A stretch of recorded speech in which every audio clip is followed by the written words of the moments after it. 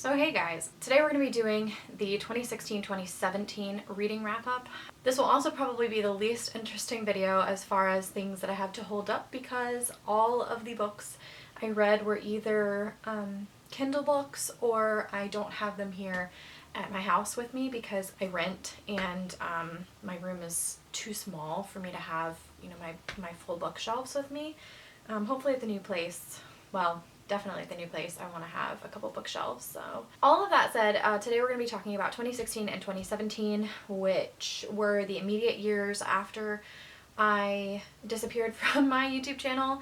2017 was honestly probably the worst year I've had in a really long time, and last year was the pandemic year, or the start of the pandemic year anyway, so that's really saying something. 2017 was probably the worst year I think I've ever had in my life. Are you biting me?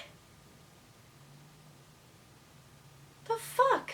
Okay, so 2016 was the start of my intense reading slump. I was in the middle of a lot of books, but I couldn't really finish a lot of them. 2016 I read mostly things from the Reed Brothers series. If you guys have been following me for a while, then you know that the Reed Brothers is kind of a lesser known new adult novel series that I really like. I think I have a review on the first two books somewhere on my channel. If I do, I'll link it in a card. But the first two books follow the same two characters, and then every book after that follows one of the brothers of the main character in the first two books. So I read Finally Finding Faith, which is a novella that's part of that series that follows like a friend of the Reed brothers.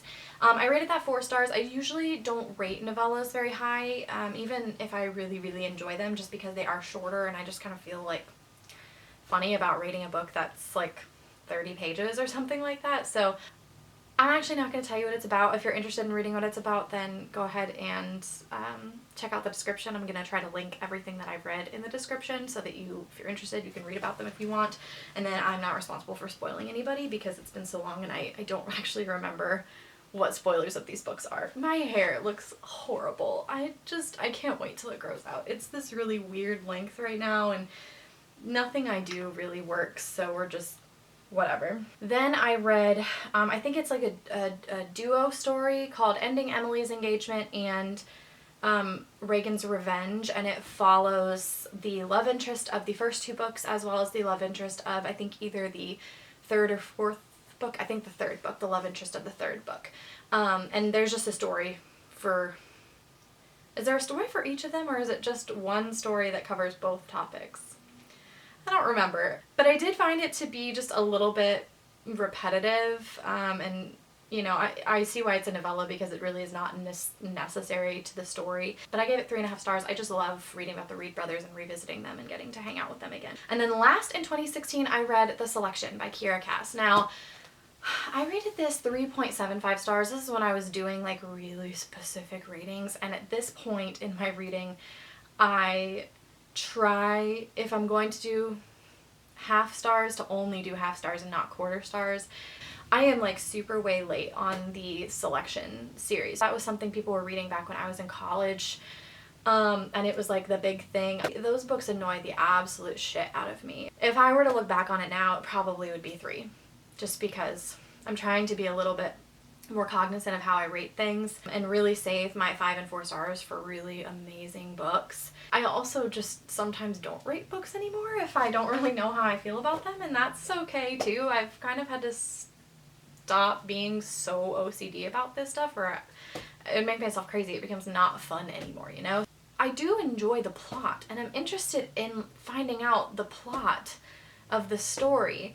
The romance is just so annoying. The main character is so annoying. I'm just over it. I mean, the first one ended up turning out a little bit better than I was initially hoping. The second one, which we'll talk about...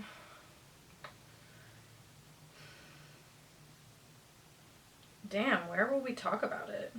Oh, we'll talk about it in 2018. The second one was even worse. Like, it was just painful to get through. Spoiler alert, I rated the second book 3 stars, but it's probably less than that now that I'm changing the 3.75 to a 3. whatever. 2017, I read 3 books again. So 3 in 16, 3 in 2017. 2017, again, read more of the Reed Brothers books. That was just kind of the only thing I was really capable of. I kind of flew through those and I could read them on my phone and they just made me happy. So I read Maybe Matt's Miracle, which is the 4th book in the Reed Brothers series, and that follows a brother who has cancer. I absolutely loved this book.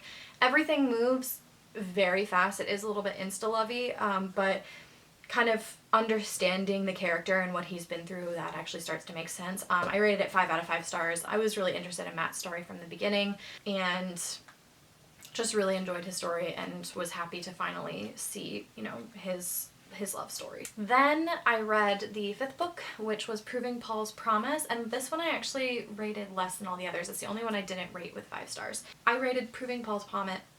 I read Proving Paul's Promise. I rated Why can't I say this title? I read Proving Paul's Promise 4 stars.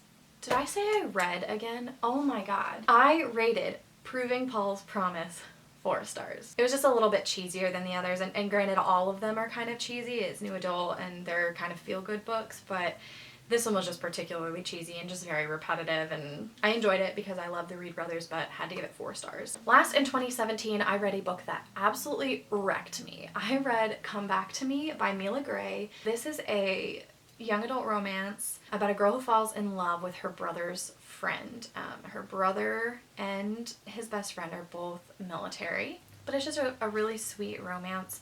Absolutely loved it. 5 out of 5 stars. It wrecked me. I like teared up a little bit at the end, and then literally like an hour later I just like broke down into sobs. It was at a really rough time in my life too, but I just broke down into sobs, and my mom, I like went into my mom's room. I'd moved back in with my parents and I was like just a wreck, and I couldn't really explain to her what was wrong, and I was kind of talking about everything going on, and I was like, and then I read this book, and I started telling her about the book. She was like, Katie, why would you read something like that right now? And granted, yes, it was very sad, and yes, it made me very sad to the point where I had a meltdown in my mother's bedroom. However, it is so, so, so good, and I highly recommend it. It was a random pickup from Target. I think I read it in like 1 or 2 days, and being in a reading slump and reading something in 1 or 2 days, that is saying something. But I just absolutely loved it. So that's everything for 2016-2017. 6 books in total, 3 for each. Really, really pathetic because I read 70-something books the year before, or 60-something books the year before, but that's a reading slump for you.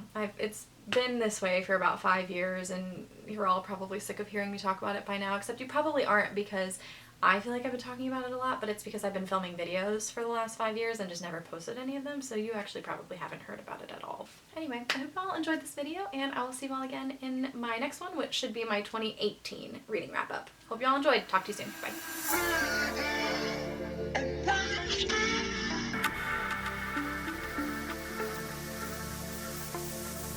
What's that on that beat? Oh, baby, I'm wasted.